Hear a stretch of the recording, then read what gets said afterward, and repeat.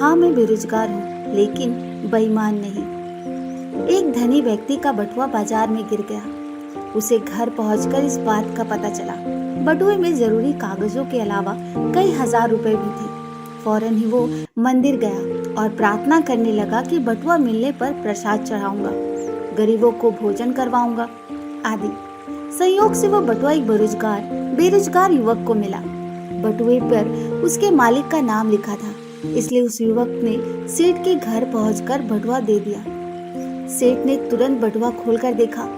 उसमें सभी कागजात और रुपए यथावत थे। सेठ ने प्रसन्न होकर युवक की ईमानदारी की प्रशंसा की और उसे बतौर इनाम कुछ रुपए देने चाहे, जिन्हें लेने से युवक ने मना कर दिया। इस पर सेठ ने कहा, अच्छा, कल फिर आना। युवक दूसरे दिन आया तो सेठ ने उसकी खूब खातिरदारी की। युवक चला गया। युवक के जाने के बाद सेठ अपनी इस चतुराई पर बहुत प्रसन्न हुआ। वो तो उस युवक को 100 रुपए देना चाहता था, पर युवक बिना कुछ लिए सिर्फ खा पीकर चला गया। उधर युवक के मन में इस सब का कोई प्रभाव नहीं था, क्योंकि उसके मन में न कोई लालसा थी और न ही बटुए लौटाने के अलावा और कोई विकल्प था। सेठ बटुआ पाकर भूल गया कि उसने मंदिर में कुछ वचन दिए।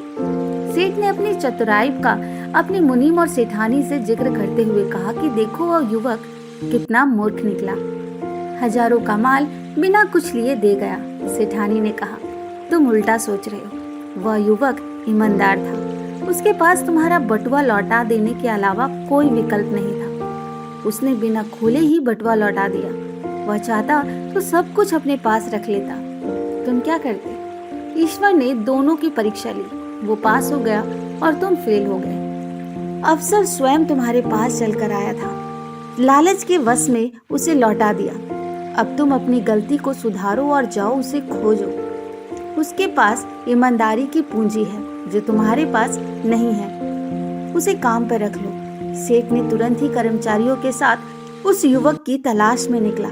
कुछ दिनों बाद वह युवक किसी और सेठ के यहाँ काम करता मिला।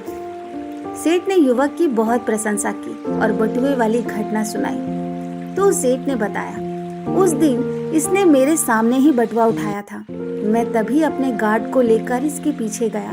देखा कि यह तुम्हारे घर जा रहा है। तुम्हारे दरवाजे पे खड़े होकर मैंने सब कुछ देखा और सुना, और फिर इसकी ईमानदारी से प्रभावित होकर इसे अपने यहाँ मुनीम रख लिया। इसकी ईमानदारी से मैं पूरी तरह निश्चित हूँ। बटुए वाला सेठ खाली हाथ लौट आया। पहले उसके पास कई विकल्प थे। उसने निर्णय लेने में देरी की। उसने एक विश्वासी पात्र खो दिया। युवक के पास अपने सिद्धांत पर अटल रहने का नैतिक बल था। उसने बटुआ खोलने के विकल्प का प्रयोग ही नहीं किया। युवक को ईमानदारी का पुरस्कार मिला।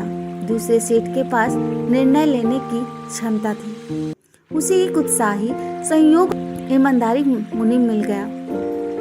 विकल्पों पर विचार करना गलत नहीं है, लेकिन विकल्पों पर ही विचार करते रहना ये गलत है। हम या वह के चक्कर में फंसे रह जाते हैं। किसी संत ने एक जगह लिखा है, विकल्पों में उलझकर निर्णय पर पहुंचने में बहुत देर लगाने से लक्ष्य की प्राप्ति कठिन हो जाती है। तो दोस्तों, ऐसे ही ज्ञानवर्धक प्रेरणादायक कहानी सुनने के लिए मेरे चैनल को सब्सक्राइब करें, लाइक करें, शेयर करें। धन्यवाद।